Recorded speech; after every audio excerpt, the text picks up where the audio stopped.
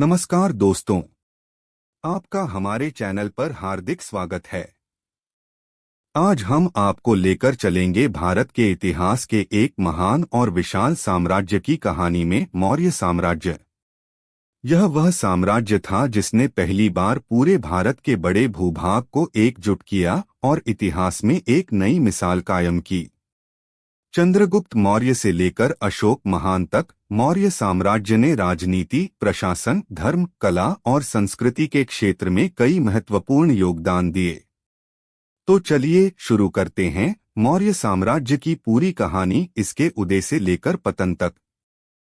भारतवर्ष का इतिहास अत्यंत प्राचीन और गौरवशाली रहा है। सिंधु घाटी सभ्यता से लेकर वैदिक काल तक भारत ने अनेक राजवंशों और महान साम्राज्यों को जन्म दिया। लेकिन जब हम संगठित और विस्तृत साम्राज्य की बात करते हैं, जो पूरे भारतीय उपमहाद्वीप को एक प्रशासनिक इकाई के रूप में संगठित कर सके, तब मौर्य साम्राज्य का नाम सर्वोपरि आता है। मौर्य साम्राज्य भारतीय इतिहास का प्रथम महासाम्राज्य था जिसने भारत के विशाल भूभाग को एक साथ जोड़ा। यह न केवल एक सैन्य साम्राज्य था, बल्कि इसका प्रशासन, अर्थव्यवस्था, न्याय प्रणाली और सांस्कृतिक प्रभाव पूरे भारतीय इतिहास को प्रभावित करने वाला सिद्ध हुआ। लेकिन मौर्य साम्राज्य की यह महान यात्रा कहीं न कहीं उस समय की राजनीतिक उथल-पुथल, विदेशी आक्रमणों और एक असाधारण पुरुष चाणक्य की दूरदर्शिता से शुरू हुई। ईसा पूर्व चौथी शताब्दी के उत्तरार्ध में भारत छोटे छोटे जनपदों और राजतंत्रों में बंटा हुआ था। कहीं गणराज्य थे तो कहीं वंशानुगत राजशाही। उत्तर भारत में मगध एक उभरती शक्ति था, वहीं पश्चिमोत्तर भारत में यवन, यूनानी शक्तियां अपने पांव जमा रही थीं। इस काल में सबसे शक्तिशाली राज्य था मगध, जिस पर उस समय नंद वंश का शासन था। नंद वंश ने मगध को राजनीतिक और सैन्य रूप से अत्यधिक शक्तिशाली बनाया। धन, सेना और प्रशासन के क्षेत्र में नंदों ने उन्नति की थी। परंतु नंद शासकों के शासनकाल में अहंकार, अत्याचार और प्रजाओं के प्रति क्रूरता बढ़ गई थी। वे ब्राह्मणों का अपमान करते थे, कर अत्यधिक वसूलते थे और जनकल्याण की भावना उनके शासन में नहीं थी। यह परिस्थिति सामाजिक असंतोष को जन्म दे रही थी। जनता त्रस्त थी और मगध की सीमाओं पर बैठे दुश्मन इन कमजोरियों का लाभ उठाने की प्रतीक्षा कर रहे थे। इन्हीं परिस्थितियों में प्रकट होता है एक तेजस्वी, विद्वान और राजनीति का महान ज्ञाता चाणक्य। उसका जन्म तक्षशिला में हुआ था और वह एक ब्राह्मण कुल में उत्पन्न हुआ था। चाणक्य न केवल अर्थशास्त्र और राजनीति का मर्मज्ञ था, बल्कि एक क्रांतिकारी सोच वाला व्यक्ति भी था। एक बार चाणक्य पाटलिपुत्र आया। वह नंद शासक से मिला, परंतु उसका अपमान हुआ। क्रोधित होकर चाणक्य ने प्रण लिया कि वह नंदों को उखाड़ फेंकेगा और एक योग्य, वीर और न्यायप्रिय शासक को भारत का सम्राट बनाएगा। चाणक्य की खोज समाप्त हुई जब उसे मिला चंद्रगुप्त मौर्य। वह एक सामान्य कुल का युवक था, परंतु उसमें शौर्य, नेतृत्व और दूरदर्शिता के सभी गुण थे। कुछ कथाओं के अनुसार चंद्रगुप्त मौर्य एक क्षत्रिय कुल से था, कुछ के अनुसार मौर्य जाति से। लेकिन सब यह मानते हैं कि वह असाधारण प्रतिभा का धनी था। चाणक्य ने चंद्रगुप्त को शिक्षा दी, राजनीति सिखाई, कूटनीति, युद्धनीति और शासन की विद्या में पारंगत किया। यह एक गुरु और शिष्य की जोड़ी थी जो इतिहास में अमर हो गई। उसी काल में पश्चिम से एक बहुत बड़ा संकट भारत की ओर बढ़ रहा था, सिकंदर महान। वह ईसा पूर्व 326 में पंजाब तक आ गया। उसने पोरस, पुरु से युद्ध किया। यद्यपि पोरस पराजित हुआ, पर उसकी वीरता ने सिकंदर को प्रभावित किया। सिकंदर के आने से भारत की पश्चिमी सीमाएं अस्थिर हो गई थीं। यवन सेनाएं, ग्रीक प्रशासन और उपनिवेश भारत की सीमा पर जमने लगे थे। यही वह क्षण था जब भारत को एक ऐसे सम्राट की आवश्यकता थी जो इन बाहरी शक्तियों का सामना कर सके। चाणक्य को यह समझ में आ गया था कि भारत की रक्षा और एकता तभी संभव है जब कोई शक्तिशाली साम्राज्य स्थापित हो। इसलिए उसने नंदों को हटाने और चंद्रगुप्त को सम्राट बनाने की योजना बनाई। उन्होंने विद्रोहियों, असंतुष्ट राजाओं और जनता को संगठित किया। तक्षशिला से लेकर पंजाब तक चंद्रगुप्त और चाणक्य ने अभियान चलाया। उन्होंने यवन सेनाओं से युद्ध किया, छोटे छोटे राज्यों को अपने अधीन किया और अंततः मगध की ओर बढ़े। लगभग ईसा पूर्व 321 में चंद्रगुप्त मौर्य ने चाणक्य की सहायता से अंतिम नंद शासक धनानंद को पराजित कर दिया। यह एक युगांतकारी घटना थी। पहली बार भारत को एक ऐसा सम्राट मिला जो पश्चिम से लेकर पूर्व तक के भूभाग को संगठित कर सका। धनानंद का अंत केवल एक राजा का अंत नहीं था, यह एक नए युग का आरंभ था, मौर्य युग। जब अंतिम नंद शासक धनानंद को पराजित कर दिया गया, तब चंद्रगुप्त मौर्य ने मगध की राजधानी पाटलिपुत्र में सिंहासन ग्रहण किया। यह घटना लगभग ईसा पूर्व 321 के आसपास की मानी जाती है। पाटलिपुत्र, जो गंगा और सोन नदियों के संगम पर बसा था, एक प्राकृतिक किला था। यह स्थान प्रशासन, व्यापार और सैन्य रणनीति के लिहाज से अत्यंत महत्वपूर्ण था। यही स्थान मौर्य साम्राज्य की राजधानी बना। राज्यारोहण समारोह बहुत भव्य था। जनता में उत्साह था। ब्राह्मणों ने वैदिक मंत्रों से उसका अभिषेक किया। चाणक्य उसके प्रमुख मंत्री और मार्गदर्शक बने। चंद्रगुप्त ने अपने शासन का मूल मंत्र रखा, जनता की रक्षा, न्याय और शक्ति। चंद्रगुप्त और चाणक्य का उद्देश्य केवल मगध पर शासन करना नहीं था, बल्कि पूरे भारत को एक साथ लाना था। उन्होंने एक संगठित प्रशासन, नियमित कर प्रणाली, मजबूत सेना और कूटनीतिक संबंधों की नींव डाली। प्रशासनिक ढांचा। साम्राज्य को प्रांतों में बांटा गया। प्रत्येक प्रांत में राजुक, गवर्नर की नियुक्ति हुई। राजधानी में महामात्य, अमात्य, दंडनायक जैसे अधिकारी। नगर व्यवस्था के लिए नागरिक सभाएं। कर प्रणाली का निर्धारण, भूमि कर, व्यापार कर, पशुकर आदि।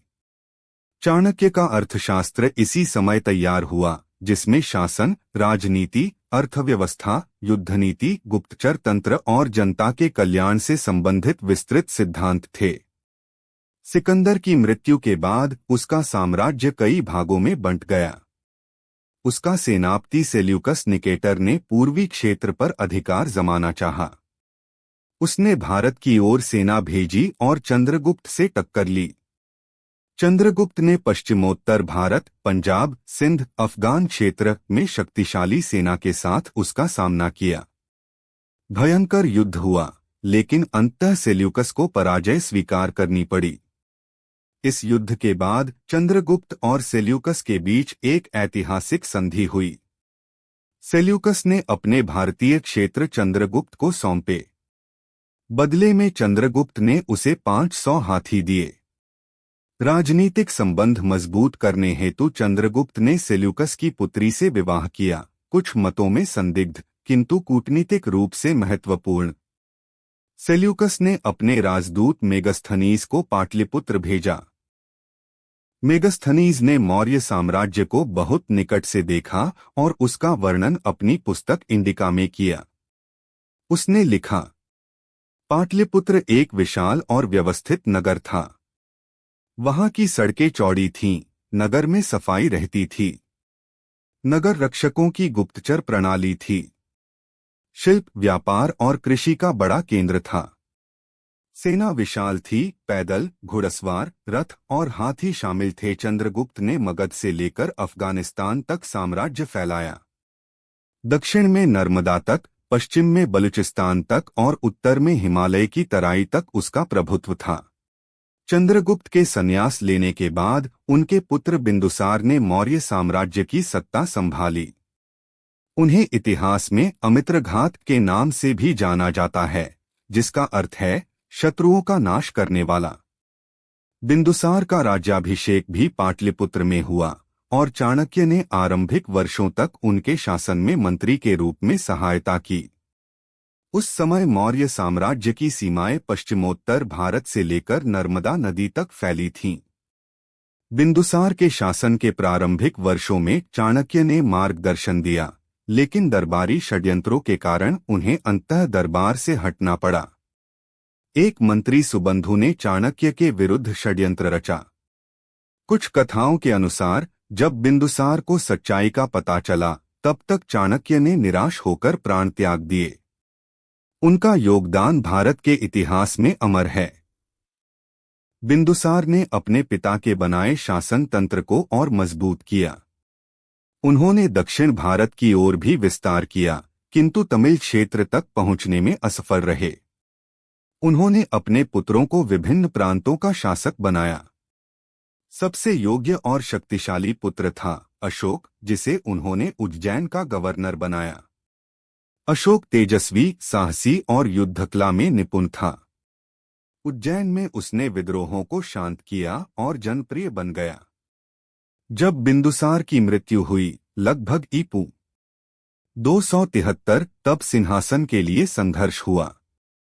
इस संघर्ष में अशोक ने अपने भाइयों को हराया और ईसा पूर्व 269 में मौर्य साम्राज्य का सम्राट बना। उसका राज्याभिषेक 2 वर्ष बाद ईपू 267 में हुआ।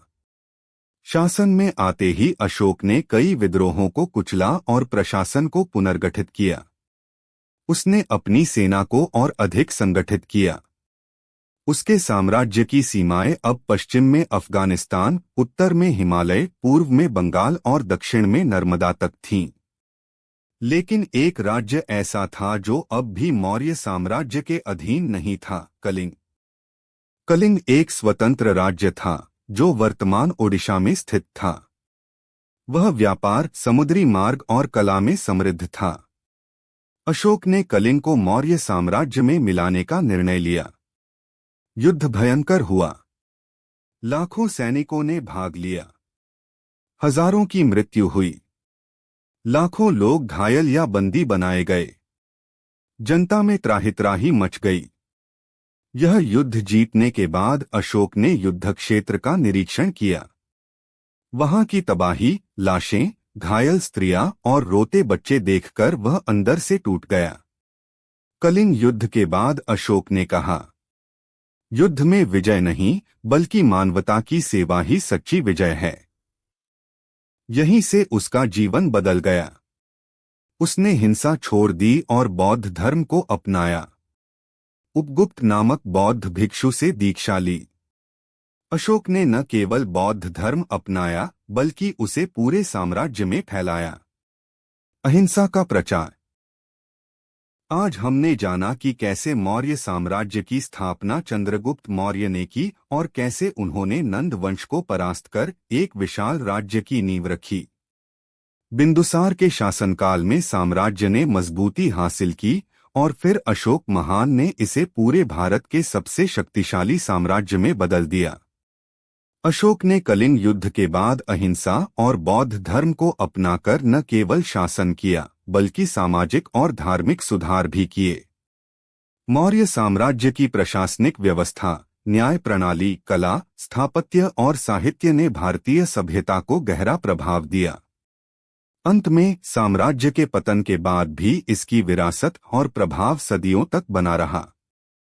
अगर आपको हमारा यह वीडियो पसंद आया हो तो इसे लाइक करें, अपने दोस्तों के साथ शेयर करें और हमारे चैनल को सब्सक्राइब करना न भूलें ताकि आपको ऐसे और भी ज्ञानवर्धक वीडियो मिलते रहें। आपके सुझाव और सवाल कमेंट में जरूर लिखें। हम आपके हर सवाल का जवाब देने की कोशिश करेंगे। धन्यवाद और जुड़े रहिए हमारे साथ इतिहास की इस रोमांचक यात्रा में।